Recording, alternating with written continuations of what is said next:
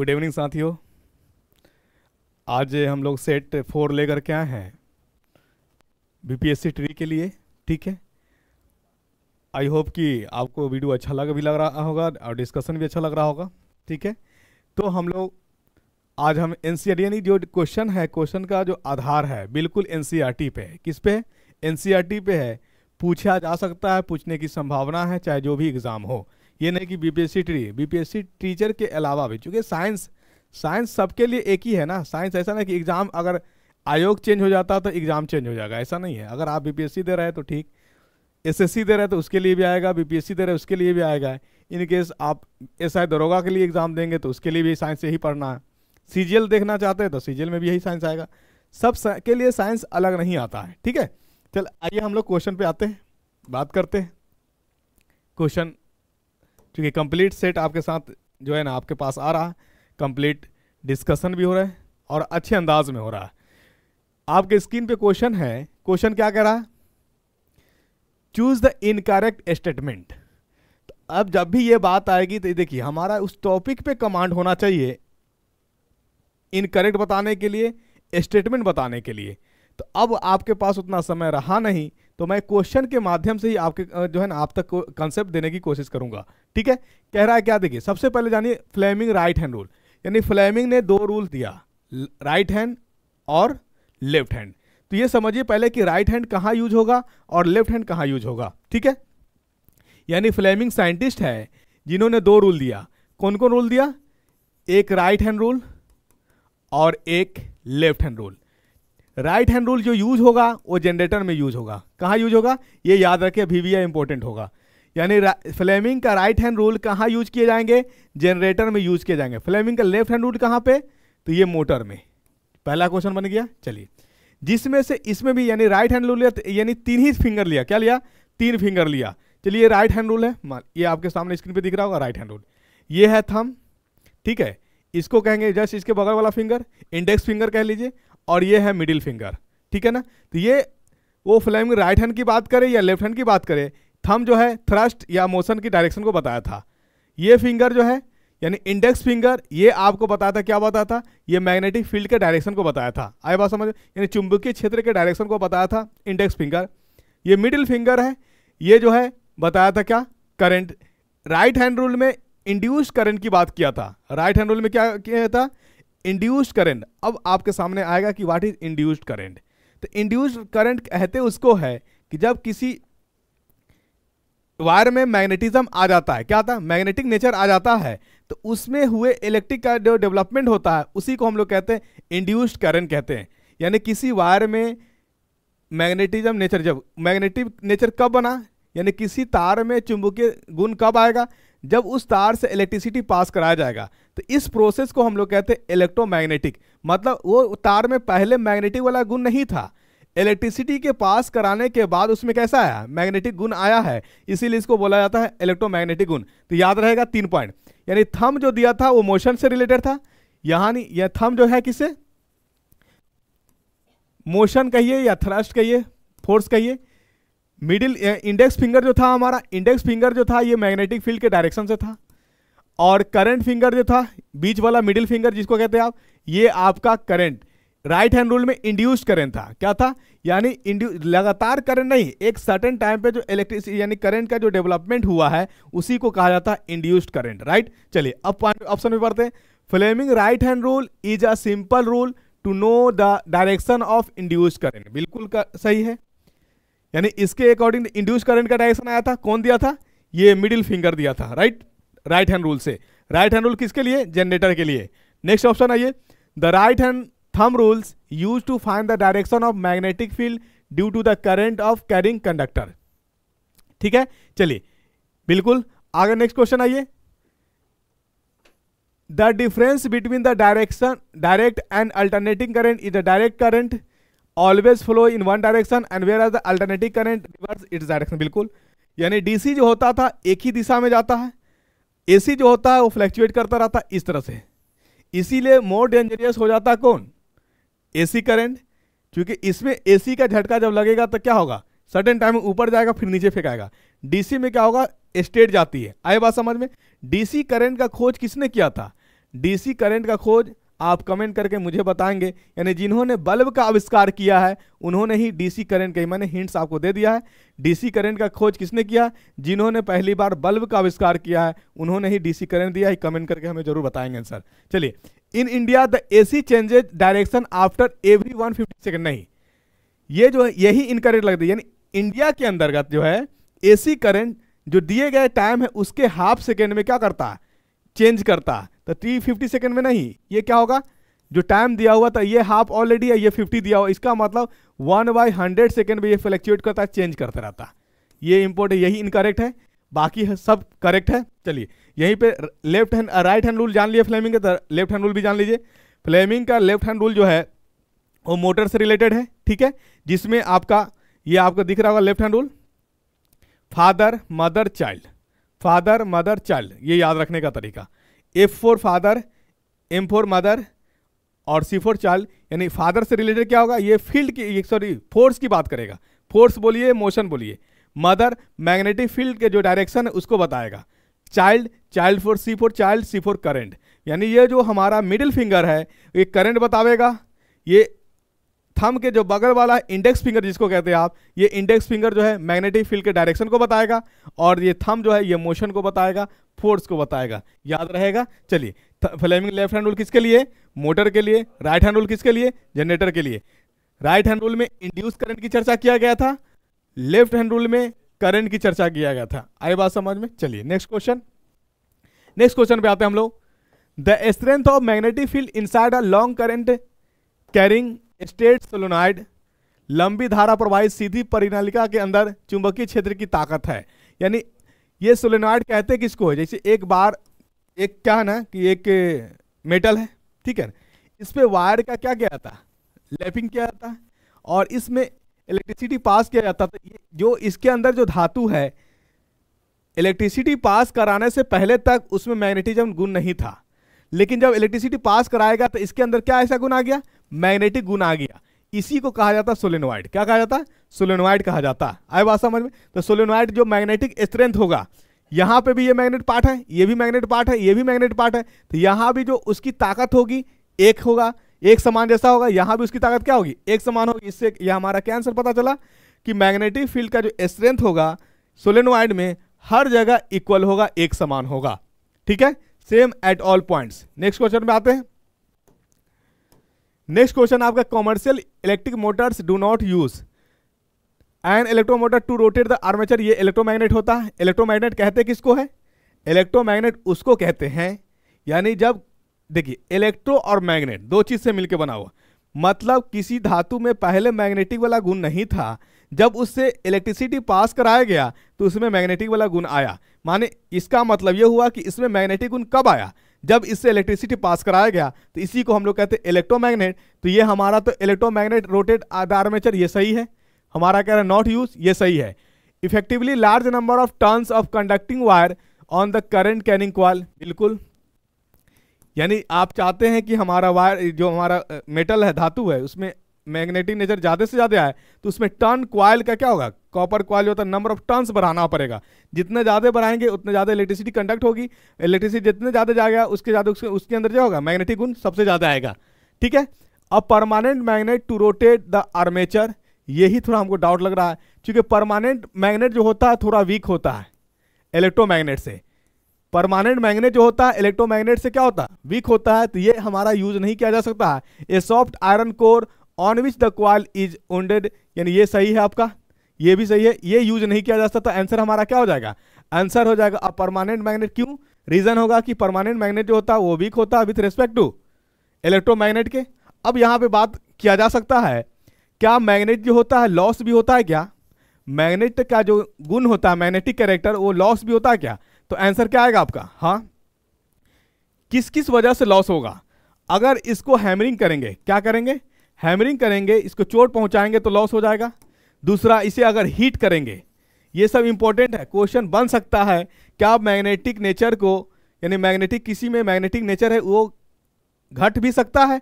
तो हाँ घटेगा। कब कब घटेगा? जब उसे हम लोग हीट करेंगे तो घटेगा, उसको हैमरिंग हथौड़ा मारेंगे तो घटेगा, या किसी हाइट से उसको क्या करें ड्रॉप करा देंगे तो घट जाएगा ये। और लंबा समय तक अगर हम लोग इसको स्टोर करके नहीं रखें, स्टोर कर करके नहीं रखेंगे तो भी क्या हो जाएगा, ये घट जाएगा। हमारे पास मैग्नेट दो तरह के हैं, एक आर्टिफिशियल मैग्नेट है, एक नेचुरल मैग्नेट है। आई बात समझ में?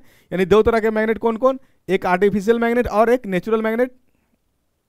आर्टिफिशियल मैग्नेट जो ह्यूमन बनाएगा, नेचुरल जो नेचर में बना हुआ है, ठीक है, नेचर में अवेलेबल है। नेक्स्ट क्वेश्चन आइए। नेक्स्ट क्वेश्चन है आपके स्क्रीन पे, pitch of high frequency sound is. देखिए, अगर हाई फ्रीक्वेंसी होगी तो साउंड भी क्या होगा, हाई होगा। फ्रीक्वेंसी हाई, साउंड भी क्या होगी, हाई होगी। Why can't we hear the scream of the bat, यानी बैट चमगादड़ की जो है चीख हम लोग क्यों नहीं सुन पाते हैं? तो वजह क्या है, ये इंफ्रासोनिक साउंड होती है, अल्ट्रासोनिक साउंड होती है। Because it scream consist of ultrasonic sound, यानी इसके 20,000 हर्ट्ज से क्या होती है, ज्यादा होती है, इसीलिए हम इसको सुन नहीं पाते। हम लोग की सुनने की क्षमता कितना है, 20 से 20,000 हर्ट्ज तक। इसके ऊपर को भी नहीं सुन पाएंगे और इससे नीचे को भी नहीं सुन पाएंगे। आए बात समझ में? क्योंकि चमगादड़ के जो चीख होती है वो 20,000 हर्ट्ज से ज्यादा होती है। चलिए, तो आंसर क्या हो जाएगा आपका, because it scream consist of ultrasonic. चलिए next question, the ceiling of concert halls and conference halls made curve by. देखिए, आप देखे होंगे कि कॉन्फ्रेंस हॉल जो होता है उसको कर्व नुमा बनाया जाता है। तो कर्व नुमा क्यों बनाया जाता है, इरेगुलर रिफ्लेक्शन हो, क्या हो, इरेगुलर, कुछ पार्ट यहां से रिफ्लेक्ट करे तो कुछ उधर से रिफ्लेक्ट। अगर एक ही बार में हर जगह से रिफ्लेक्ट होने लगेगा तो क्या होगा, आवाज का गुंजन ज्यादा होगा। क्या होगा, आवाज की गुंजन ज्यादा होगा, इसलिए कर्व नुमा बनाया जाता है। क्योंकि रिफ्लेक्टेड क्या होगा, अलग अलग जगह पे अलग अलग समय में रिफ्लेक्ट करेगा। This way sound waves reaches all the part of after reflection from the curved surface. बिल्कुल करेक्ट आंसर है। This way sound does not become distorted and confusing, नहीं। This way reverberation is avoided, बिल्कुल नहीं। None of this, मतलब हमारा क्या करा है, यानी कर्व नुमा बनाया। तो रीजन क्या है, क्योंकि हमारा अलग अलग समय में रिफ्लेक्शन होगा।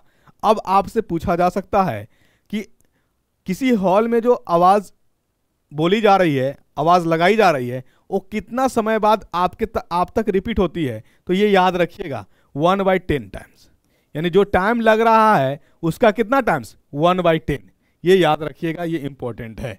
यानी इको जो रिटर्निंग साउंड होती है वो समय लगता कितना है, 1/10। कितना लगता है, 1/10। चलिए, sound can not travel through. देखिए, साउंड जो है डिपेंड करता है किस पे, साउंड डिपेंड करता है, बोलिए, साउंड जो डिपेंड करता है किस पे, मीडियम पे डिपेंड करता है। किस पे डिपेंड करता है, मीडियम पे डिपेंड करता है। जो साउंड यानी मीडियम पे डिपेंड करता है, तो देखिए जहां वैक्यूम होगा, क्या होगा, वैक्यूम होगा, वहां मीडियम नहीं होगा। यानी साउंड वैक्यूम में जो है ट्रेवल नहीं करेगा। बाकी स्टील मीडियम है, इसमें करेगा, वाटर है इसमें करेगा, एयर है इसमें भी करेगा, वैक्यूम में नहीं करेगा। वैक्यूम में नहीं करेगा। वो साउंड जो है वैक्यूम में ट्रेवल नहीं करेगा, क्योंकि वैक्यूम में वहां कुछ है ही नहीं। ठीक है, चलिए, आई बात समझ में? यानी यहां पे मैं आपको बता दूं कि जो दो तरह के वेव होते हैं, क्या होते हैं, वेव दो तरह के होते हैं। एक होता है मैकेनिकल वेव और एक होता है नॉन मैकेनिकल वेव। जिसको मीडियम की जरूरत पड़ेगी उसको वो कहेंगे हम लोग मैकेनिकल वेव। क्या कहेंगे, मैकेनिकल वेव। जिसे मीडियम की जरूरत नहीं पड़ेगी कहेंगे नॉन मैकेनिकल वेव। यानी medium not required, medium not required को क्या कहेंगे, नॉन मैकेनिकल वेव। और जिसको मीडियम की जरूरत होती है उसको हम लोग क्या कहेंगे, मैकेनिकल वेव। आई बात समझ में? वेव दो तरह के होते हैं, मैकेनिकल वेव और नॉन मैकेनिकल वेव। ठीक है, चलिए नेक्स्ट क्वेश्चन आइए। नेक्स्ट क्वेश्चन है आपके पास, which of this is true, कौन सही है। देखिए, सही है, साउंड वेव्स आर लॉन्गिट्यूडनल। बिल्कुल, साउंड वेव जो लॉन्गिट्यूडनल कहने का मतलब जो मीडियम है इधर और इसके क्या कर परपेंडिकुलर जाए। लॉन्गिट्यूडनल इसको नहीं कहते, इसको हम लोग कहते हैं ट्रांसवर्स। क्या कहते हैं, ट्रांसवर्स कहते हैं। लॉन्गिट्यूडनल जो मीडियम है उसी के दिशा में जाए, पैरेलल जाए, उसको कहते हैं हम लोग लॉन्गिट्यूडनल। क्या कहते हैं, लॉन्गिट्यूडनल कहते हैं। ट्रांसवर्स किसे कहते हैं, जो मीडियम है उसके परपेंडिकुलर जाए, क्या जाए, परपेंडिकुलर, उसको हम लोग कहते हैं ट्रांसवर्स। आई बात समझ में? तो यानी लॉन्गिट्यूडनल साउंड जो है ट्रांसवर्स मीडियम भी है और क्या है, लॉन्गिट्यूडनल भी है। तो ये तो हमारा सही हो जाएगा। Sound travel faster in steel than air, बिल्कुल सही है। स्टील में तेजी से जाएगा एयर के रिस्पेक्ट में। और sound waves consist of places of higher pressure called compression and places on lower pressure called rarefaction. मतलब जहां प्रेशर कम होगा उसको हम लोग रेयरफैक्शन कहेंगे, जहां प्रेशर ज्यादा होगा उसको हम लोग कंप्रेशन कहेंगे। तो ये भी सही है। इसका मतलब आंसर क्या हो जाएगा? All of this more than one, more than above. ठीक है, यानी बीपीएससी में आपका मोर देन एबव से भी है। तो हम इसी तरह से ला रहे हैं, क्योंकि हम डी ऑप्शन और को नहीं ला रहे हैं। बहुत क्या होते हैं, बहुत सारे साथी रट लेते हैं। इसलिए कंसेप्चुअली अगर साउंड रहेंगे, आप कंसेप्ट आपके माइंड में क्लिक रहेगा, तो आप एक से ज्यादा भी आंसर निकाल लेंगे। राइट, चलिए नेक्स्ट क्वेश्चन पे आते हम लोग।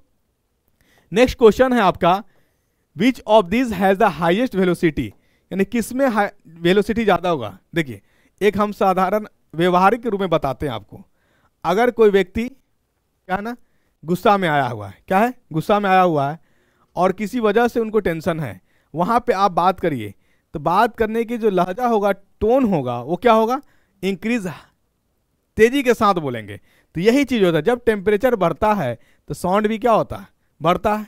आई बस, जब इसीलिए कहा जाता है कि जब कोई व्यक्ति हीट मोड में हो, मतलब गर्म हो, तो वहां पे बात नहीं करिए, क्योंकि हो सकता है कि क्या, स्पीड ज्यादा हो जाए, बोल की यानी अंदाज बदल जाए। तो यानी सबसे ज्यादा कहाँ होगा स्पीड, बताइए। साउंड वेलोसिटी इन ड्राई, एक व्यवहारिक रूप में, एक अपने जीवन में भी इसको क्या है, प्रैक्टिकली वे में भी देखिएगा, जहां गुस्सा ज्यादा होता वहां लाउडनेस क्या होता, ज्यादा होता। चलिए next question. Note is a sound, note is a sound, note एक ध्वनि है। कैसा ध्वनि है? A mixture of several frequency का है। किसका है? Mixture of several frequency. अगर हम फ्रीक्वेंसी के यानी अलग अलग फ्रीक्वेंसी को क्या करेंगे, अलग अलग आवृत्ति को हम लोग क्या करेंगे, मिक्स करेंगे, तो एक साउंड डेवलप होता है जो बहुत प्लीजेंट होता है, सुनने में बहुत अच्छा लगता है। क्या होता है? सुनने में बहुत अच्छा लगता है, इसी को हम लोग कहते हैं। चलिए नेक्स्ट क्वेश्चन आ जाइए। A key of a mechanical piano struck gently and then struck again but much harder this time in second case। देखिए, इसमें जो होगा, एक यांत्रिक पियानो की चाबी धीरे से मारी गई और फिर दोबारा मारी गई, लेकिन इस बार बहुत जोर से मारी गई। दूसरे मामले में क्या होगा? तो आवाज बताइए, आप ही बताइए। जब जोर से मारी जाएगी तो आवाज ज्यादा होगी या कम होगी? ज्यादा होगी। चलिए, बिल्कुल आपने सही आंसर किया। तो क्या हो जाएगा? Sound will be louder but pitch will not be different. अब यहां पे पिच की बात आ गई। देखिए, पिच की बात आ गई। पिच जो होता है, आप जब किसी ऑब्जेक्ट से साउंड निकलता है, किसी ऑब्जेक्ट से साउंड निकलता है, तो उसमें पिच डिसाइड किया जाता है कि ये जो एरिया है, जो माउथ जो बोले आपका, तो इसी यानी कितना खुला, ये वोकल कॉर्ड है, ठीक है ना। तो लो पिच और हाई पिच होता है, ये जब कोई प्रोड्यूसर करने वाला हो, तो यानी किसी थिंग्स, वस्तु से इसका रिलेशन कुछ नहीं है। तो हमारा आंसर ये हो जाएगा, बढ़ेगा। ठीक है, नेक्स्ट क्वेश्चन आइए। इन सोनार वी विल यूज, सोनार में हम प्रयोग करते हैं, क्या करते हैं? सोनार है क्या? यानी एक इंस्ट्रूमेंट है जो पानी के अंदर की चीजों को पता लगाने के लिए इसको हम भेजा जाता है, ताकि अगर मान लिया जाए कि वहां कुछ होगा तो साउंड कानों तक पहुंचेगी, जिससे ऑब्जर्व कर पाना, पता लगा पाना आसानी होगा कि इसके नीचे कुछ है। ठीक है, तो इसका जो साउंड होता है अल्ट्रासोनिक होता है। क्या होता है? अल्ट्रासोनिक वेव होता है। और मैं यहाँ पे एक जानकारी के लिए बता भी दूं कि जो अल्ट्रासाउंड वगैरह जो होता है, जो ह्यूमन मतलब स्टमक के अंदर कोई प्रॉब्लम है, इसकी जानकारी पता लगाने के लिए, तो वहां पे भी जो नाम दिया जाएगा, क्या दिया जाएगा? अल्ट्रासोनिक वेव दिया जाएगा। ठीक है, चलिए नेक्स्ट क्वेश्चन है, sound travel in air if, क्या है? Disturbance moves. साउंड जब भी डेवलप होगा वो क्या होना, वाइब्रेटिंग करने से होता है, डिस्टर्बिंग करने से होता है। तो इसमें कुछ क्या कहते हैं, टेंशन वाली बात था ही नहीं। डिस्टर्बेंस मूव से ही क्या होता है, साउंड का डेवलपमेंट होता है। नेक्स्ट क्वेश्चन आइए। When we change feeble sound to loud sound we increase it's.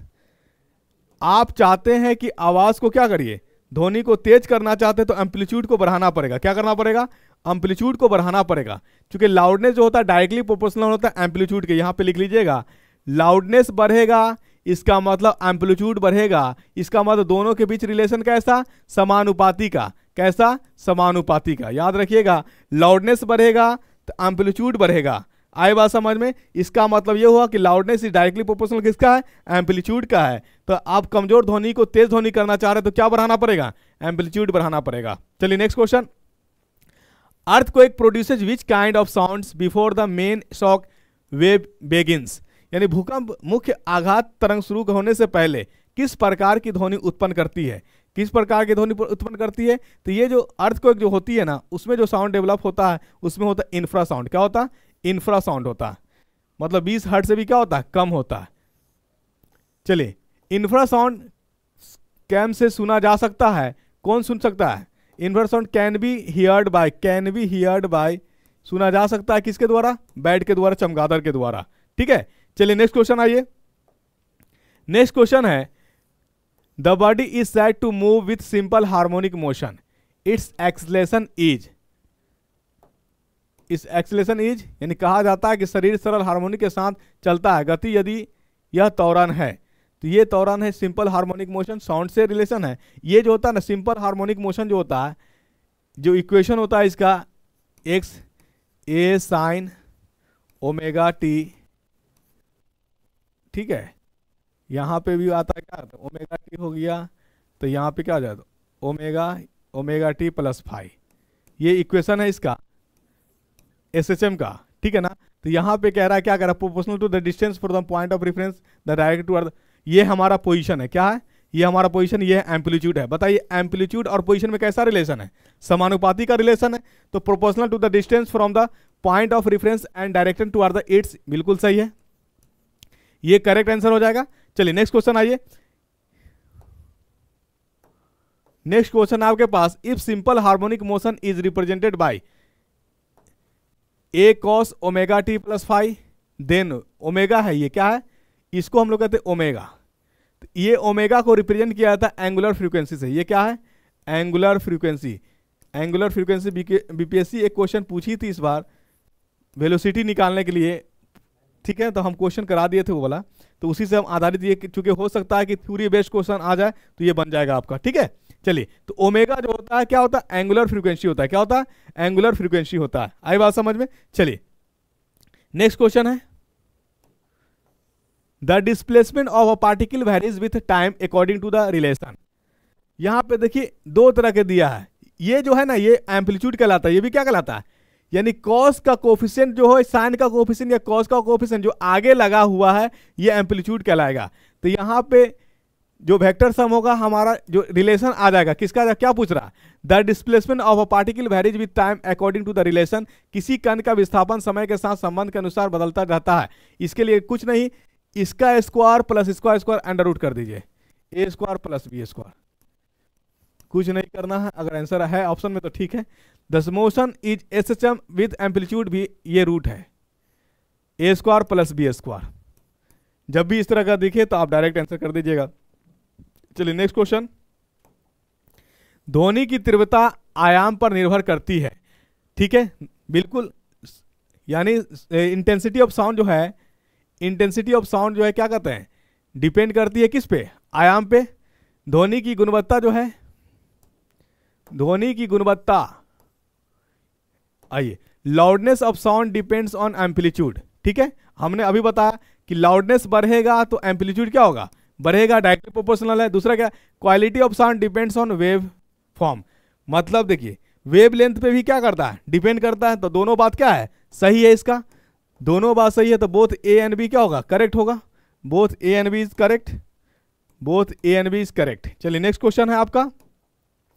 Next question, a man claps his hands near a mountain and hears the echo in 6 second. If the distance of the mountain is 990 metre, what is the speed of sound? देखिए speed of sound निकालना है, तो आप जानते हैं speed बराबर क्या होता है? स्पीड बराबर होता है distance by time, distance by time. तो आप बताइए, मान लीजिए आदमी यहाँ पे है, कुछ फेंका यहाँ पे नीचे आया, ठीक है, तो यहाँ से मान ये दूरी आपका क्या दिया है? 990 मीटर। तो यहाँ से जब वापस जाएगा तभी ना सुनेगा, तो फिर वापस भी कितना जाएगा? 990। आया भी कितना? 990 मीटर, गया भी कितना? 990 मीटर। मतलब टोटल डिस्टेंस कितना हो गया? क्योंकि आपको पता है कि डिस्टेंस जो होता है ना ही नेगेटिव होता है ना ही जीरो होता है, ओनली पॉजिटिव होता है। तो अगर मान लो कोई हाइट पे है, 1000 मीटर की हाइट पे है, कोई चीज़ को ऊपर से नीचे फेंका, फिर नीचे से ऊपर वहां तक जाएगा तभी वो सुन पाएगा। मतलब कुल डिस्टेंस कितना हो गया? कुल डिस्टेंस हो गया 980 आया और 980 गया, तो टोटल डिस्टेंस आपका कितना हो गया? 918 और 100 यानी 1980। कितना होगा? 1980। टाइम कितना लग रहा है आने और जाने में? कुछ स्टोन को ऊपर से फेंके नीचे और यहां से यहां टकरा कर कितना देर लगा समय, टाइम लगा 6 सेकेंड। तो आप जानते हैं डिस्टेंस बराबर क्या होता है, सॉरी स्पीड बराबर डिस्टेंस बाई टाइम। तो डिस्टेंस कितना 1980 बाई टाइम कितना है 6, तो काट दीजिए कितना हो जाएगा 6 त्रिक 18 हो जाएगा, 6 त्रिक 18 यानी 330 मीटर पर सेकेंड करेक्ट आंसर होगा। ठीक है 330 मीटर पर सेकेंड। एक आगो नोमरिकल भी हम इसमें कराते चले हैं, अगर आपको दिक्कत ना आए, किसी तरह से क्वेश्चन पूछे आपको बनना चाहिए। ठीक है, और बनेगा ही बनेगा। अगर रेगुलर बेस में जो है ज्ञान घर के वीडियो आप देख रहे हैं तो एक लेवल भी इंक्रीज करेगा, क्वेश्चन बनाने की क्या होगा पॉसिबिलिटीज और प्रोबेबिलिटी भी इंक्रीज हो रहा है। ठीक है, चलिए नेक्स्ट क्वेश्चन आपके पास, which of these are not true, कौन सही नहीं है। अब कौन, हमने क्या बताया, जब भी इस तरह के क्वेश्चंस आएगा आपको कंसेप्ट आना ही चाहिए तभी आंसर होगा। तो देख लेते हैं हम लोग। The inner ear consist of cochlea, बिल्कुल कान का अंदर वाला भाग, ह्यूमन के कान के अंदर वाला को क्या कहते हैं, कोक्लिया कहते हैं। द सेमी सर्कुलर कैनाल होता है, बिल्कुल अर्धगोला होता है। एंड द ऑडिटरी नर्व, ये नर्व से जुड़ा होता है, यानी ऑडिटरी का मतलब होता है साउंड सुनाने वाला। ठीक है, ये बात तो सही है, यहाँ गलत पूछ रहा है तो आगे बढ़ते। The middle ear is an air filled cavity that consist of an air drum and 3 क्या है 3 टाइनी पार्टिकल, बहुत छोटे छोटे पार्टिकल्स होते हैं, बिल्कुल सही। इंटरकनेक्टेड बोन्स, हैमर, हैमर आप हो सकता है कि हैमर आप नहीं सुने होंगे, तो हैमर को ही बोला जाता है मेलियस, क्या बोला जाता है मेलियस कहा जाता है, मेलियस बोन। ठीक है, एनविली आप हो सकता है एनविल भी बोन है, एनविल आप नहीं सुने होंगे तो इसको कहा था इंकस, क्या कहा था इंकस बोन। ठीक है, चलिए स्ट्रिप तो आप सुने होंगे, स्टेपीज बोलते हैं या स्टेपीज कह लीजिए, इसको स्टेपीज कहिए। तो यानी बोन के अंदर, यानी सॉरी ईयर के अंदर कितने बोन, ईयर के अंदर 3 बोन, कौन कौन, तो एक हम लोग कोड बना देते हैं मिस, क्या बना देते हैं मिस हैश। अगर आप अदर नेम रखना चाहते हैं तो एम फॉर मिलस, मिलियस, ठीक है malleus, I for incus, S for stapes. तो उसी को हमने कोड दे दिया है ताकि आप भूलिएगा नहीं मिस। सबसे छोटी बोन जो होती है वो बोन होती है हायोइड बोन, कहाँ होती है हायोइड बोन, यहाँ पे होती है, यहाँ पे अंदर की ओर। ठीक है ना, क्योंकि जनरली बच्चे अगर आपसे पूछ दे तो क्या स्टेपीज मार देते हैं, अगर स्टेपीज और हायोइड दोनों बोन मौजूद हो तो आंसर किसको मारेंगे, अगर बोथ नहीं हो तो हायोइड मारेंगे, किसको मारेंगे हायोइड मारेंगे। आई बात समझ में, चलिए तो ये तो बात सही है लिखा हुआ। The human ear consist of 3 basis parts, outer middle और ईयर, यानी ह्यूमन ईयर का कितना 3 पार्ट्स होते हैं, आउटर होते हैं, मिडिल होते हैं, इनर होते हैं, 3 बोन से बना होता है। इसमें हम लोग लग रहा है कि कोई गलत नहीं है, सब सही है। आंसर क्या हो जाएगा नन ऑफ दिस, आंसर क्या होगा इसका नन ऑफ दिस हो जाएगा। चलिए नेक्स्ट क्वेश्चन आइए। नेक्स्ट क्वेश्चन कह रहा है pitch of high frequency sound is, क्या होगा हाई फ्रीक्वेंसी साउंड कह रहा था हाई होगा, हाई फ्रीक्वेंसी साउंड कह रहा तो क्या हो जाएगा पिच क्या होगा हाई होगा। नेक्स्ट क्वेश्चन आइए, इनमें से किसका वेग सर्वाधिक है, which of the following this, ये आंसर आप कराएंगे, हम पहले करा चुके हैं, इसी अभी ही वीडियो में कराए हैं पहले, क्योंकि टेम्परेचर बढ़ेगा। अगर आप ही अगर बहुत ज़्यादा गुस्सा है किसी व्यक्ति से मिल के देखिए, अंदाज़ा लग जाएगा कि साउंड तेजी में आ रहा है या धीरे में आ रहा है। ठीक है, तो ये कमेंट करके हमको आंसर बताइएगा, क्योंकि हम बता चुके हैं ताकि मुझे पता भी तो चले कि आप कितने सीरियस होकर के वीडियो देख रहे हैं। ठीक है, या सिर्फ मैराथन के चक्कर में पड़े हुए हैं। जब तक कंसेप्ट क्लियर नहीं होगा मैराथन से कुछ नहीं होने का है, मैराथन कुछ होने का ही नहीं है। और मैं जो क्वेश्चन लेकर आ रहा हूँ बिल्कुल कंसेप्ट आधारित लेकर के आ रहा हूँ, एक एक क्वेश्चन को मैं कंसेप्ट से डील करने की कोशिश कर रहा हूँ। ठीक है, चलिए what is the name of a short duration wave, इसको कहते हैं पल्स, यानी शॉर्ट ड्यूरेशन वेव जो होता है उसको हम लोग क्या कहते हैं पल्स कहते हैं। और याद होगा जब मैंने हार्ट पढ़ा रहा था एक पल्स प्रेशर भी बताया था, नाड़ी दाब, क्या बताया था नाड़ी दाब। नाड़ी दाब का अंतर क्या होता है आपको पता था, सिस्टोलिक और डायस्टोलिक। ये कितना होता था 120 और ये कितना होता था 80, दोनों का बीच कितना 40। यही जो अंतर आया था 40, इसी को बोला जाता पल्स प्रेशर, क्या बोला गया था नाड़ी दाब, क्या बोला गया था पल्स प्रेशर नाड़ी दाब। नाड़ी दाब कितना value 40 mm of Hg, 40 mm of Hg। चलिए नेक्स्ट क्वेश्चन, नेक्स्ट क्वेश्चन है which of this are not true, कौन सत्य नहीं है। ये सेम क्वेश्चन है जो इससे पहले मैंने ह्यूमन ईयर के बारे में डिस्कस किया, यानी 24 नंबर और 26 नंबर का फिर से कमेंट करके आप लोग आंसर करके बताइएगा, ठीक है। चलिए, और ये भी एक ट्रिक याद रखना है, मिस, क्या रखना है, मिस है ना, मिस है ना, ठीक है ना। तो यानी मिस, मिलियस, इंडिकस और स्टेपिस, ये 3 बोन है जो ह्यूमन ईयर में पाया जाता है। याद रखिएगा, भूलिएगा नहीं, क्योंकि कोड ही बहुत अच्छा दिए हैं, क्या, मिस, क्या दिए, मिस, भूलिएगा तो आप मिस कर जाइएगा। आई बात समझ में। चलिए नेक्स्ट क्वेश्चन, भूलिएगा तो मिस करिएगा, मिस करिएगा तो फिर क्या होगा, कुछ नहीं होने का। नेक्स्ट क्वेश्चन है, यदि सरल आवर्त की गति x को पोजीशन है a cos omega t plus phi द्वारा दर्शाया जाता है तो फाई है, क्या है, फाई है। इसको कहते हैं, फाई को हम लोग कहते हैं फेज कांस्टेंट, क्या कहते हैं, फाई क्या है, इसको कहते हैं फाई, फाई को कहते हैं हम लोग फेज कांस्टेंट, क्या कहते हैं, फेज कांस्टेंट। इस आधारित क्वेश्चन पूछ चुका है बीपीएससी, इसीलिए मैं इस तरह के लाने की कोशिश कर रहा हूं, ताकि जो उसके अंदर जो पूछने की क्या है, संभावना है, पॉसिबिलिटीज है, उसको आपको सामने डील कर दूं। चलिए नेक्स्ट क्वेश्चन आपका 28 VBI। अब बताइए, ये क्वेश्चन क्या आसान क्वेश्चन है, क्वेश्चन देख कर लग रहा होगा कि इतना कितना भारी का वजन है, कितना वजन का क्वेश्चन है, आई बात समझ में। चलिए कुछ नहीं, आसान क्वेश्चन है। आइए देखिए क्वेश्चन क्या कर रहा है, the acceleration of a particle performing simple harmonic motion is whose displacement is, यानी ft के फंक्शन में दिया है, फंक्शन ऑफ टाइम के रेस्पेक्ट में a cos ओमेगा, यानी ये ओमेगा t प्लस फाई है, यानी इक्वेशन कुछ इस तरह से a cos omega t plus phi, phi क्या है, फेज कांस्टेंट है।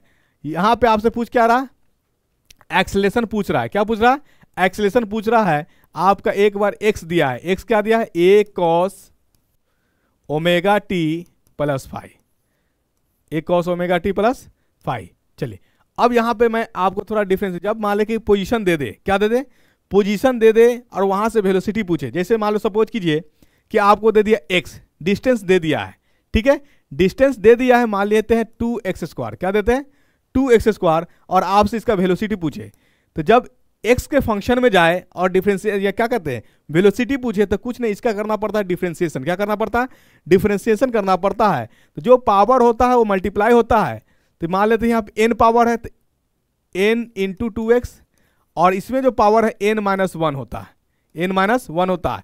डिफरेंशिएशन क्या कहलाता है, dv/dt, dv/dt, यानी सॉरी, x को डिफरेंशिएट किए तो क्या हो जाएगा, dx/dt, dx/dt, तो यानी x² का डिफरेंशिएशन क्या हो जाएगा बताइए, dx/dt करिएगा तो dx/dt करिए तो ये हो जाएगा 2x, क्या हो जाएगा 2x, तो dx/dt, ये आप d को एक समय के लिए भूल जाइए, x/t, x क्या है, डिस्टेंस है, t क्या है, टाइम है, तो डिस्टेंस बाई टाइम क्या देता है, डिस्टेंस बाई टाइम देता है वेलोसिटी, क्या देता है, वेलोसिटी। इसका मतलब हम लोग एक बार पोजीशन को डिफरेंशिएट करेंगे तो हमारा देगा वेलोसिटी। और एक्सेलरेशन निकालना, तो एक्सेलरेशन आप जानते हैं क्या होता है, एक्सेलरेशन बोला होता है velocity by time, velocity by time. आपका दिया हुआ पोजीशन, क्या दिया हुआ है, पोजीशन दिया हुआ है, तो आपका दिया हुआ x, तो यहां से वेलोसिटी निकालिएगा तो पहले क्या करना पड़ेगा, dx/dt, तब जाकर आपका क्या निकलेगा, वेलोसिटी। अब जब इसको डिफरेंशिएट करिएगा dv/dt तो क्या देगा, एक्सेलरेशन देगा। इसका मतलब यह हुआ कि पोजीशन से एक्सेलरेशन तक आने के लिए 2 बार डिफरेंशिएट करना पड़ा, क्या करना पड़ा, 2 बार डिफरेंशिएट करना पड़ा। याद रहेगा, नहीं रहेगा तो देख लीजिए यहां पे, देखिए यहां पे आपके पास क्या है, a cos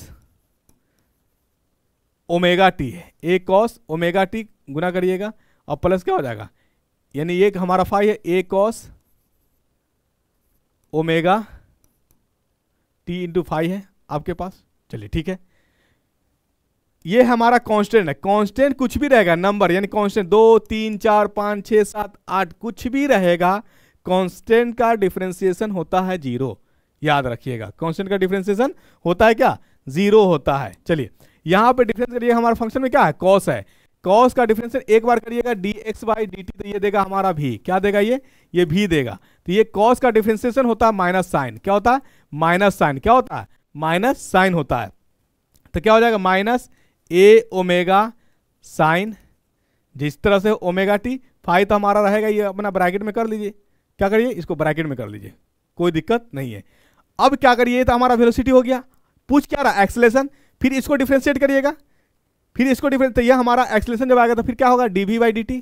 तो dv बाई dt क्या होगा, ये इसका स्क्वायर में आ जाएगा माइनस ए ओमेगा स्क्वायर, साइन का डिफ्रेंसिएशन होता है कॉस, कॉस का डिफ्रेंसिएशन माइनस साइन, कॉस का डिफ्रेंसिएशन होता है सिर्फ साइन, क्या होता है सिर्फ साइन, कॉस का डिफ्रेंसिएशन होता है माइनस साइन, और साइन का डिफ्रेंसिएशन होता है कॉस। तो क्या हो जाएगा, इसका साइन का फिर डिफ्रेंशिएट करिएगा तो क्या हो जाएगा, ये कॉस हो जाएगा, ये रहेगा आपका ओमेगा टी प्लस 5। तो आपके माइनस ए ओमेगा स्क्वायर कॉस है क्या ऑप्शन में, माइनस ए ओमेगा स्क्वायर ये स्क्वायर में है, माइनस ये करेक्ट आंसर ये हो जाएगा। आए बात समझ में। ये याद रखिएगा कि जब भी पोजीशन दिया जाए, अगर आपसे वेलोसिटी पूछे तो उस पोजीशन का डिफरेंशिएट होगा विथ रिस्पेक्ट टू टाइम। अगर आपको पोजीशन दे दे और एक्सेलरेशन पूछे तो 2 बार डिफरेंशिएट होगा, एक बार एक्स के रेस्पेक्ट में और एक बार वी के रेस्पेक्ट में। आई बात समझ में। चलिए ठीक है, नेक्स्ट क्वेश्चन पे आते हम लोग। नेक्स्ट क्वेश्चन पे आइए। जब कोई कण एसएचएम निष्पादित करता है, when a particle execute SHM, the nature of graphical representation of velocity as a function of displacement is, एकदम रट लीजिएगा इसको, एलिप्टिकल होता है। क्या होता है, एलिप्टिकल होता है। ठीक है ना। चलिए नेक्स्ट क्वेश्चन आइए। नेक्स्ट क्वेश्चन है आपके पास, x a teacher has wound a long piece of copper wire around an iron nail in the form of coil. Free ends of the wire are connected to a cell through a which to complete the circuit. What will happen when the switch is closed? जब switch को close कर दीजिएगा तो क्या हो जाएगा, इन iron nail जो होगा will behave like a permanent magnet की तरह, a iron nail will behave like a fuse, iron nail will behave like a temporary magnet. चलिए देखिए, मतलब आयरन में इलेक्ट्रिसिटी पास किया तो क्या हो जाएगा, उसमें मैग्नेटिक गुण आ जाएगा। जैसे इलेक्ट्रिसिटी को बंद कर दीजिएगा तो उसमें भी मैग्नेटिक गुण क्या हो जाएगा, खत्म हो जाएगा। तो ये क्या कहला, iron nail will behave like a temporary magnet होगा। क्या होगा, यानी टेम्पोररी मैग्नेट को ही हम लोग क्या कहते हैं, इलेक्ट्रोमैग्नेट कहते हैं। क्या कहते हैं, इलेक्ट्रोमैग्नेट। टेम्पोररी मैग्नेट को ही क्या कहते हैं, इलेक्ट्रोमैग्नेट कहते हैं। The correct answer. आइए नेक्स्ट क्वेश्चन आइए। नेक्स्ट क्वेश्चन आपके सामने है, which of the following precautions are to be taken while storing bar magnet, यानी बार चुंबक का भंडारण करते समय। देखिए बार मैग्नेट में जो ग्राफिंग होता है इस तरह से होता है, यानी ये रेक्टेंगुलर शेप होता है बार मैग्नेट। ठीक है, चलिए क्या कर रहा है, बार चुंबक का भंडारण करते समय निम्नलिखित में से कौन सी सावधानियां बरतनी चाहिए। क्या क्या बरतनी चाहिए, देखिए क्या क्या बरतना चाहिए। Bar magnet should be store in pair such that like poles are on the same side. A pair of bar magnets should be separated by a wooden piece. The ends of bar magnet should be connected by soft iron piece. यहाँ सावधानी बरतने की कह रहा है, तो यहाँ सावधानी जो बरतना होगा, a pair of bar magnet should be separated by wooden piece, यानी यहाँ से अलग होना चाहिए। क्या होना चाहिए, अलग होना चाहिए। एक और जानकारी के मुताबिक बार मैग्नेट कैसा मैग्नेट है, तो ये आर्टिफिशियल मैग्नेट है। कैसा मैग्नेट है, आर्टिफिशियल मैग्नेट है। आपके पास हॉट शू होता है, तो हॉट शू भी क्या है, एक आर्टिफिशियल मैग्नेट है। क्या है, आर्टिफिशियल मैग्नेट है। बार मैग्नेट भी क्या है, आर्टिफिशियल मैग्नेट है। ठीक है, चलिए नेक्स्ट क्वेश्चन पे आइए। A magnet is broken into 2 piece if this 2 pieces are brought closer to each other they will be, मतलब चुंबक के टुकड़े को क्या करिए, चुंबक है टुकड़ा टुकड़ा हो जाए तो इसका मतलब हर एक चुंबक में क्या होगा, रिपेल नेचर भी होगा और अट्रैक्ट नेचर भी होगा। तो क्या लिखा जा सकता है, मैं अट्रैक्ट और रिपेल, मतलब आकर्षित भी कर सकता है और विकर्षित भी कर सकता है, अपनी ओर अटैक भी कर सकता है और अपने से दूर भेज भी सकता है। चलिए नेक्स्ट क्वेश्चन आइए। The magnetic lines of force due to a bar magnet. देखिए मैग्नेटिक फील्ड लाइन जो होता है, एक बार जानकारी लिख लीजिए, मैग्नेटिक फील्ड लाइन को कहते हैं हम लोग इमेजिनरी लाइन। क्या कहते हैं, एक काल्पनिक लाइन है जो दिखता नहीं है। और दूसरी बात, मैग्नेटिक फील्ड लाइन जो होता है, जैसे मान लीजिए हमारे पास मैग्नेट है, ये हमारा नॉर्थ है, ये मान लीजिए साउथ है। क्या है, नॉर्थ और साउथ है। आई बात समझ में। चलिए जब भी निकलते मैग्नेटिक फील्ड लाइन कुछ इस तरह से आता है, ऐसे जाता है, ऐसे जाता है, मतलब नॉर्थ से निकलता है और साउथ में जाता है, नॉर्थ से निकलता है और साउथ में जाता है, आउटसाइड द मैग्नेट। और इनसाइड द मैग्नेट साउथ से जाएगा किधर, नॉर्थ की तरफ। अब आपसे क्या क्या सवाल हो सकता है, इस लाइन को कहा जाता है मैग्नेटिक फील्ड लाइन। क्या कहा जाता है, magnetic field line. Magnetic field line कहाँ पे ज्यादा मजबूत होता है, तो मैग्नेटिक फील्ड लाइन पोल के बाद, इस पोर्शन को हम लोग कहते हैं पोल। और मिडिल पोजीशन में क्या होता है, कम वीक होता है थोड़ा। क्या होता है, ये है मिडिल पोर्शन, ये वीक होता है, पोल के पास ज्यादा होता है। आए बात समझ में। यानी मैग्नेटिक फील्ड लाइन कैसा लाइन होता है, एक इमेजिनरी लाइन होता है, एक काल्पनिक लाइन होता है। ठीक है। मैग्नेटिक फील्ड लाइन जो होता है कभी इंटरसेक्ट नहीं करता एक दूसरे से, यानी एक दूसरे के लाइन क्या होगा, ओवरलैप नहीं होता। ये भी इंपॉर्टेंट पॉइंट।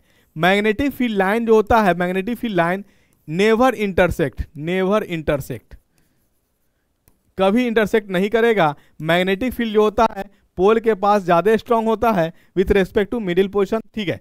नेक्स्ट आंसर क्या हो जाएगा, the magnetic lines of force due to a bar magnet, due to a bar magnet क्या हो जाएगा बताइए, can not intersect at all, कभी इंटरसेक्ट नहीं करता है एक दूसरे से, ठीक है। यानी इंटरसेक्ट कभी नहीं होता है। क्यों नहीं होता है, तो ये क्वेश्चन नहीं पूछा जा सकता है। अगर आ गया तो इसमें आता है रिजल्टेंट फोर्स, क्या आता है, क्योंकि ये रिजल्टेंट फोर्स अगर इंटरसेक्ट करने लगेगा तो फोर्स के डायरेक्शन हो जाएंगे 3 वहां पे। कितने डायरेक्शन हो जाएंगे, फोर्स के डायरेक्शन होंगे 3। ये जानकारी के लिए आप लिखना चाहे तो लिख सकते हैं। चलिए next question, the speed of sound in the medium depends on wavelength, किस पे डिपेंड करता है, वेवलेंथ पे डिपेंड करता है। स्पीड ऑफ साउंड जो होता है डिपेंड ऑन वेवलेंथ। चलिए नेक्स्ट क्वेश्चन आइए, नेक्स्ट क्वेश्चन है which light is deviated more by a prism. देखिए अब यहां पे आंसर डालने के लिए आप जान लीजिए कि जो डेविएटेड होता है या रिफ्रैक्टिव इंडेक्स हो, क्या हो, रिफ्रैक्टिव इंडेक्स हो या डेविएटेड हो। मैंने बोला डेविएटेड हो या रिफ्रैक्टिव इंडेक्स हो, ये इनवर्सली प्रोपोर्शनल होता है वेवलेंथ के, किसके, वेवलेंथ के होता है। यानी जिसका ज्यादा वेवलेंथ होगा उसका रिफ्रैक्टिव इंडेक्स कम होगा। और जानकारी के लिए मैं बता दूं आपको, यहां पे लिखिए, आपसे पूछा जा सकता है, क्या पूछा जा सकता है, प्राइमरी कलर और प्राइमरी कलर, सेकेंडरी कलर और टर्शियरी कलर। तो यहां से हम लोग शुरू करते किससे, विबग्योर। आई जो है हमारा टर्शियरी कलर, आई को नहीं लिखेंगे, ठीक है। रेड, ऑरेंज, येलो ये प्राइमरी कलर है।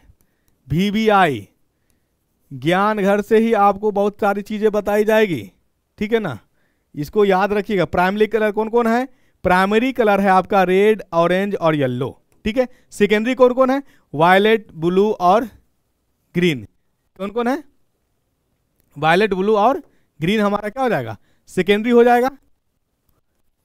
रेड, येलो और ऑरेंज क्या है, सॉरी ऑरेंज नहीं, ब्लू, ब्लू ये है आपका प्राइमरी कलर, ठीक है। दूसरा क्या है, ग्रीन, येलो, सॉरी ग्रीन और वायलेट और ऑरेंज ये हमारा सेकेंडरी। टर्सरी कौन है, टर्सरी है आपके पास इंडिगो, कौन है, इंडिगो है। अब यहां पे देखिए इधर से हम जा रहे हैं ना, विबग्योर, एक कोड याद रखिएगा, विबग्योर इधर से जा रहे हैं, सबसे कम वेवलेंथ जो होता है किसका होता है, वायलेट का होता है। सबसे ज्यादा किसका, रेड का होगा। तो जिसका वेवलेंथ ज्यादा उसका रिफ्रैक्टिव इंडेक्स कम, याद रहेगा, जिसका वेवलेंथ ज्यादा उसका रिफ्रैक्टिव इंडेक्स कम होगा या डेविएटेड कम होगा। तो यहां पे आपके पास देखिए क्या ऑप्शन में वायलेट है, नहीं है, वायलेट नहीं है, इंडिगो है, नहीं है, ब्लू है, ब्लू है बिल्कुल। तो अब ऑर्डर में लिखिएगा तो वेवलेंथ क्या ऑर्डर अगर हम लोग लिखे तो सबसे ज्यादा किसका है, बोलिए सबसे ज्यादा किसका, ये ऑर्डर लिख लीजिए। वेवलेंथ का ऑर्डर मैंने लिख रहा हूं, वेवलेंथ का ऑर्डर लिख रहा हूं, वायलेट, इंडिगो, ब्लू, ब्लू के बाद कौन, ग्रीन, ग्रीन के बाद कौन आएगा, येलो, येलो के बाद कौन, ऑरेंज, ऑरेंज के बाद, ऑरेंज के बाद रेड। सबसे ज्यादा इसका है वेवलेंथ, मैक्सिमम, मिनिमम किसका है, वायलेट का है। आए बात समझ में। तो जिसका वेवलेंथ ज्यादा होगा, जिसका वेवलेंथ ज्यादा होगा उसका रिफ्रैक्टिव इंडेक्स कम होगा। तो हमारा इस तीनों में आंसर जो आ जाएगा किसका आएगा, रेड आंसर, ब्लू आंसर आएगा, क्योंकि इसका क्या कहते हैं, वेवलेंथ क्या है, कम है, वेवलेंथ क्या है, कम है। आए बात समझ में। चलिए एक क्वेश्चन और, येलो को जो है ना, येलो को बोला जाता है एट्रैक्टिव इन नेचर, क्या कहा जाता है, एट्रैक्टिव कलर कौन है, येलो। अगर आप भीड़ में कोई येलो करके पहन करके है या येलो गाड़ी हो, जैसे आप देखेंगे स्कूल के बस जो होती है जनरली कैसा कलर का होता है, येलो कलर का होता है, क्योंकि दूर से ही दिख जाता है कि उसमें यानी देश का भविष्य बैठा हुआ, हमको सावधानी बरतना। आए बात समझ में। यानी येलो कलर जो होता है वो हाईली सेंसिटिव अट्रैक्टिव कलर होता है, दूर से ही झलक जाता है कि इसमें बच्चे यानी देश का भविष्य बैठा हुआ है। स्कूल के जो बस होती है जनरली किस कलर की होती है, येलो कलर की होती है, इसीलिए होती है, ठीक है ना। चलिए यानी भीड़ में अगर देखा जाए तो आपको सबसे ज्यादा कौन पसंद आएगा, येलो पसंद है। लेकिन वही उल्टा होता है, जब अकेले में देखिए तो येलो कोई कलर ही नहीं समझ में आएगा आपको। भीड़ में अगर देखना तो येलो से छोड़ के कोई अच्छा कलर लगेगा ही नहीं लगेगा, ठीक है ना। तो आंखों की भाने वाली कलर कौन है, येलो है। इसीलिए आप देखे होंगे कि हल्दी का प्रोग्राम होता है तो हल्दी में कौन सा ड्रेस चलता है, येलो। क्यों, क्योंकि नजर को भावेगा। आई बात समझ में। चलिए ठीक है, आइए क्वेश्चन देखिए। तो ये अब क्वेश्चन हमको लगता है कि मिस्टेक नहीं करिएगा। ये कोड जो है आप इसको मैं और सुंदर सा लिख देता हूं, बिल्कुल बिल्कुल एकदम याद रखिएगा। VVI का एकदम पॉइंट मैं बताने जा रहा हूं, क्या है, VIBGYOR VBGYOR, ठीक है ना। चलिए ये एकदम याद रखिएगा। यानी अगर मान ले रेड और येलो को मिलाइएगा तो क्या देगा, ऑरेंज देगा, ठीक है ना। इस तरह से अगर मान ले किसको मिलाइएगा, वायलेट को और ग्रीन को मिलाइएगा तो क्या देगा, ब्लू देगा। ये सब याद तरीके का मैं एक लेक्चर में जितना क्वेश्चन पूछेगा मैं बता दिया हूं।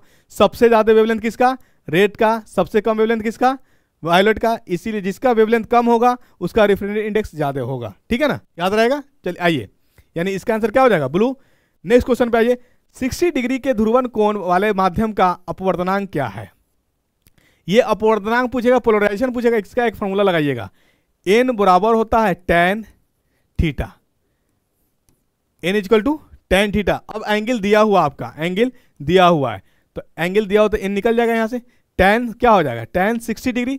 tan 60 डिग्री का वैल्यू आप जानते हैं कितना होता है, √3। और √3 का मान कितना होता है, 1.732 कितना होता है। तो आंसर क्या हो जाएगा, कुछ नहीं है, बस कंसेप्ट बेस है।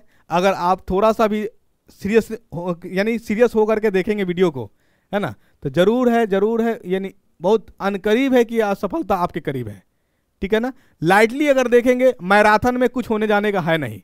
मतलब जो सदियों से पढ़ रहा है, एक रात में पढ़ के क्या कर लेगा। टाइम का किलिंग है, एनर्जी का किलिंग है। धीरे धीरे कंसेप्ट, मैराथन के चक्कर में नहीं रहिए, धीरे धीरे कंसेप्ट को सीखते चलिए, ठीक है ना। तो क्या होगा पोलराइजेशन हमारा, number of n tan theta होता है, जहां एंगल आपका दिया हुआ है tan 60 डिग्री। tan 60 डिग्री का वैल्यू कितना होता है, tan 60 डिग्री का वैल्यू होता है √3 और √3 का वैल्यू होता है 1.732। तो करेक्ट आंसर आपका, देखिए कुछ था, अब नहीं जाने रहिएगा, एग्जाम में आ जाएगा, बहुत चाल मत जाइए। इससे पहले आया ही है क्वेश्चन। चलिए नेक्स्ट क्वेश्चन आइए, क्या कह रहा है, the ability of material to allow the flow of magnetic lines of force through it is known as, इसको कहा जाता है मैग्नेटिक ससेप्टिबिलिटी कहा जाता है।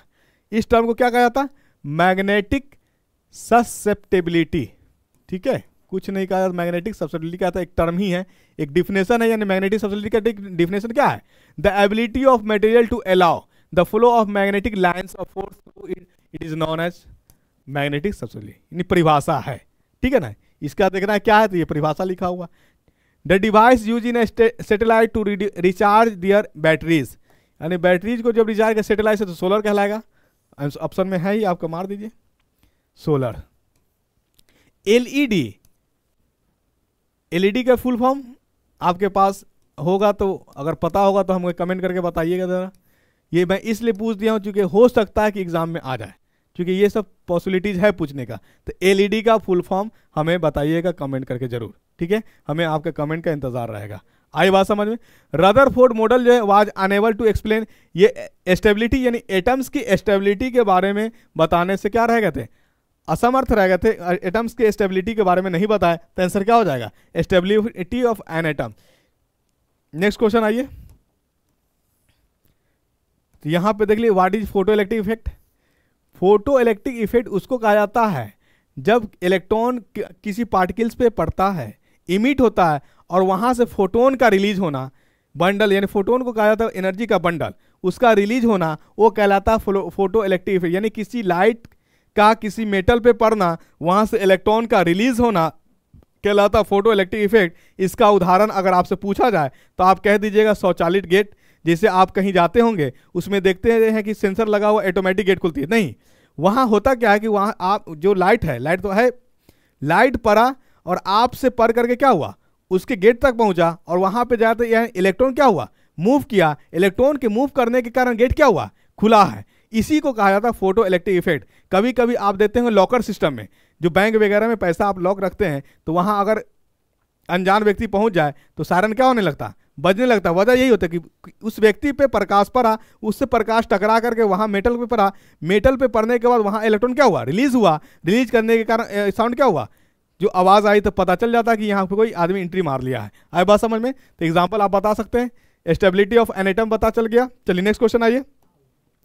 नेक्स्ट क्वेश्चन है, हाइड्रोजन उत्सर्जन स्पेक्ट्रम की बामर श्रृंखला किस क्षेत्र में स्थित है? ये जो है विजिबल रीजन से है। किससे? Balmer series of the hydrogen, कुछ ने विजिबल रीजन से है इसका करेक्ट आंसर। नेक्स्ट क्वेश्चन आइए, विच of the following describe a natural magnet? कौन नेचुरल मैग्नेट है? हमने बताया मैग्नेट कितने तरह के? 2 तरह के। कौन कौन? आर्टिफिशियल और नेचुरल। तो नेचुरल जो है हमारे पास मैग्नेटिक लोड स्टोन है, ये कुछ नहीं होता, एक आयरन का ओर है। क्या है? आयरन का अयस्क है जो अटैक करता है कोबाल्ट और निकल के पीस को, उसी को हम लोग कहते हैं मैग्नेटाइट ऑफ लोड स्टोन। यानी मैग्नेटाइट जो है एक ओर है। किसका ओर है? आयरन का ओर है। इसमें क्या रहता है? ऑक्साइड, इंप्योरिटीज के रूप में क्या रहता है? ऑक्साइड उपस्थित रहते हैं। आए बात समझ में? इसी को हम लोग कहते हैं लोड स्टोन, नेचुरल कहते हैं। क्या कहते हैं? नेचुरल कहते हैं। आर्टिफिशियल कौन कौन हो गया आपका? बार मैग्नेट आर्टिफिशियल हो गया, हॉर्सशू मैग्नेट ये आर्टिफिशियल है, ये क्या है? आर्टिफिशियल, ये है आपका नेचुरल। ठीक है, मैग्नेटाइट किसका ओर है? आयरन का ओर है। ठीक है, आयरन का ओर है मैग्नेटाइट। नेक्स्ट क्वेश्चन आइए, what is the direction of the magnetic field lines outside the magnet? ये आपका मैग्नेट है, ये होता है नॉर्थ, ये है south. Outside the magnet, north तो क्या जाता है? नॉर्थ टू साउथ जाता है। आउटसाइड मैग्नेट डायरेक्शन जो होता है मैग्नेटिक फील्ड लाइन का, नॉर्थ टू साउथ होता है। क्या होता है? नॉर्थ टू साउथ होता है। अगर आपसे पूछ दे inside the magnet, direction of magnetic field line का क्या हो जाएगा? साउथ टू नॉर्थ होगा। इनसाइड ये है आउटसाइड, ये क्या है? आउटसाइड। और साउथ टू नॉर्थ क्या है? ये इनसाइड है। क्या है? South to north, inside. यानी मैग्नेट के अंदर में जो डायरेक्शन होता है मैग्नेटिक फील्ड लाइन का साउथ टू नॉर्थ होता है। आउटसाइड जो मैग्नेटिक फील्ड लाइन का जो डायरेक्शन होता है नॉर्थ टू साउथ होता है। चलिए आंसर क्या हो जाएगा? नॉर्थ टू साउथ हो जाएगा आंसर। नेक्स्ट क्वेश्चन आइए, what is the ratio of the radii of the 2 nuclei with the mass number 1 and 64? VVI question. Atomic radius और मास के बीच का जो रिलेशन होता है, एटॉमिक मास को हम लोग ए से रिप्रेजेंट करते हैं, इसका रिलेशन होता है 1/3। क्या होता है? पावर 1/3 होता है। तो अब 2 रेडियाई है हमारे पास, R1 upon R2 equal to क्या हो जाएगा? A1 अपॉन A2, इसका 1/3। फॉर्मूला याद रखिएगा। ठीक है, फॉर्मूला क्या रखिएगा? याद रखिएगा। हमको रेडियस पूछा, मास दिया हुआ है 1/64, तो क्या हो जाएगा? R1/R2 इक्वल टू क्या? 1/64 पे पावर कितना है? 1/3। तो 64 को 4 के पावर क्यों लिख सकते हैं हम लोग? लिख दीजिए, क्या हो जाएगा बताइए? R1 upon R2 equal to कितना? 1/4। ठीक है, तो पावर कितना? 1/3। तो कट जाएगा पावर, क्या हो जाएगा? R1/R2 इक्वल टू कितना हो जाएगा? 1/4 हो जाएगा। 1/4 है क्या आंसर? हाँ, 1/4 आपका आंसर है। ठीक है, चलिए नेक्स्ट क्वेश्चन आइए। नेक्स्ट क्वेश्चन है आपके पास, a list of medium is given below. Option में यानी साउंड जो है वुड में जाएगा, वाटर में जाएगा, एयर में जाएगा, ये तीनों में जाएगा। तो ऑप्शन बनता आपका A, B, C में पास करेगा, वैक्यूम में साउंड पास नहीं करेगा, तो वैक्यूम लिख दीजिए। यानी इसमें नॉट साउंड ट्रेवल। ठीक है, चलिए नेक्स्ट क्वेश्चन आइए। The loudness of sound depends on, किस पे? लाउडनेस बढ़ेगा तो क्या बढ़ेगा? एम्पलीट्यूड बढ़ेगा। लाउडनेस बढ़ेगा तो एम्पलीट्यूड बढ़ेगा, क्योंकि लाउडनेस और इसके बीच में रिलेशन कैसा है? लाउडनेस और एम्पलीट्यूड के बीच रिलेशन जो है डायरेक्टली प्रोपोर्शनल का है, समानुपाती का है। लाउडनेस बढ़ाने से साउंड भी बढ़ेगा, लाउडनेस बढ़ाने से साउंड भी बढ़ेगा। चलिए नेक्स्ट क्वेश्चन पे आइए। आंसर आपका क्या हो गया? It's amplitude. नेक्स्ट क्वेश्चन देखिए, which of the following statements are correct? जब भी करेक्ट की बात आएगी तो कंसेप्ट हमारा क्लियर होना चाहिए कि नहीं होना चाहिए? चलिए इसको थोड़ा देखिए, ऑप्शन आपके सामने है, इसका आंसर कीजिए तो थोड़ा। आंसर क्या आएगा? पहला क्वेश्चन ऑप्शन क्या है? Sound is produce by vibration. बिल्कुल, साउंड कब प्रोड्यूस होता है? जब पार्टिकल वाइब्रेट करता। ये तो सही है, ये सही है। चलिए ठीक है। Sound requires are medium to propagate. Sound को मीडियम चाहिए, बिल्कुल सही है। Light and sound both requires a medium to propagate. नहीं, लाइट जो होता है मीडियम पे डिपेंड नहीं करता है, साउंड मीडियम पे डिपेंड करता है। आए बात समझ में। और हमने कहा कि जो मीडियम पे डिपेंड करेगा उसको कहेंगे हम लोग मैकेनिकल वेव, जो मीडियम पे डिपेंड नहीं करेगा उसको कहेंगे नॉन मैकेनिकल वेव। इसका मतलब लाइट जो है हमारा नॉन मैकेनिकल वेव वाला है। कैसा है? नॉन मैकेनिकल वेव वाला है। तो हमारा लग रहा है कि ये इनकरेक्ट ही होना चाहिए, बाकी तो सब करेक्ट ही लग रहा है। Sound travel slower then light, बिल्कुल। साउंड जो ट्रेवल करेगा क्या करेगा? साउंड जो ट्रेवल करता है यानी 330 मीटर प्रति सेकेंड होता है, ठीक है ना। जबकि लाइट क्या होता है? 3 लाख मीटर पर सेकेंड होता है, ठीक है ना। 3 लाख मीटर पर सेकेंड होता था। अब बताइए आंसर क्या हो जाएगा? Sound is produced by vibration, ये तो सही है। Sound require a medium to propagate, बिल्कुल सही है। Light and sound both required a medium to propagate, ये तो गलत है। लेकिन यहाँ पे हम लिख देते हैं इनकरेक्ट। क्वेश्चन को क्या कर दें? इनकरेक्ट बना दें। करेक्ट कहेंगे तो हमारा आंसर क्या हो जाएगा? एक से ज़्यादा, यानी ए बी और क्या डी आंसर हो जाएगा। इनकरेक्ट कहेगा तो आपका इनकरेक्ट कहेगा तो सी नंबर क्या हो जाएगा? सी इनकरेक्ट है। अब आपके सामने है, ठीक है ना। चलिए नेक्स्ट क्वेश्चन आइए। नेक्स्ट क्वेश्चन है आपके पास, an object is vibrating at 50 hertz, what is its time period. Time period क्या होता है? टाइम पीरियड जो होता है 1 बाई फ्रीक्वेंसी, याद रखिएगा। फ्रीक्वेंसी आपका दिया है क्या? 50 हर्ट्ज, तो रख दीजिए टाइम पीरियड 1/50 डिवाइड करके कितना हो जाए? 0.02 second, 0.02 second, 0.02 second is the correct answer. चलिए नेक्स्ट क्वेश्चन आइए। जर्मेनियम अर्धचालक में आवेश वहन होता है। देखिए जर्मेनियम में जो होता है पॉजिटिव भी होता है और नेगेटिव भी होता है। नेगेटिव वाले को कहा जाता है इलेक्ट्रॉन। जर्मेनियम एक सेमीकंडक्टर है, पॉजिटिव वाले को कहा जाता है होल्स। इसका मतलब जर्मेनियम जो सेमीकंडक्टर है उसमें पॉजिटिव भी है और नेगेटिव भी है, पॉजिटिव भी है और नेगेटिव भी है। पॉजिटिव वाले को कहा जाता है होल्स, नेगेटिव वाले को कहा जाता है इलेक्ट्रॉन। आंसर क्या हो जाएगा? Both A and B, both A and B. Loudness of sound depends on, ये आप कमेंट करके हमको बताइएगा, क्योंकि ये बता दिए। यानी क्वेश्चन एक ही क्वेश्चन 2 से 3 बार टाइप हो गया है, एक ही क्वेश्चन 2 से 3 बार टाइप हो गया है। तो इसको कमेंट करके हमको आंसर करके बताइएगा। हम घेरा लगा देते हैं, आंसर बताइएगा आप, ठीक है। चलिए नेक्स्ट क्वेश्चन है आपके पास। In an electrical circuit 2 resistors of 2 ohm and 4 ohm respectively 6 battery से कनेक्टेड है। The heat dissipated by the 4 ohm resistor in 4 second, 5 second में। इसको बनाइए था, थोड़ा नॉमिकल्स है। देखिए 2 रजिस्टर है, रजिस्टेंस को हम लोग जो है इस तरह से रिप्रेजेंट करते हैं। तो 2 रजिस्टेंस है, आप लिख लीजिए। इसको कहते हैं हिंदी में प्रतिरोध। क्या कहते हैं? एक का वैल्यू है 2 ओम और एक का वैल्यू है 4 ओम। क्वेश्चन देकर के घबराना नहीं है, नहीं बहुत बड़ा क्वेश्चन है, नहीं टफ क्वेश्चन है, ठीक है। ज्ञान घर हियर तो वाई फियर, मतलब ज्ञान घर जब है आपके सामने तो डरने की कोई बात नहीं। आपके पास ज्ञान घर है यूट्यूब में। मैं अपने बारे में नहीं कह रहा हूँ, ज्ञान घर चैनल यूट्यूब चैनल के बारे में कह रहा हूँ। किसके बारे में कह रहा हूँ? ज्ञान घर यूट्यूब चैनल के बारे में।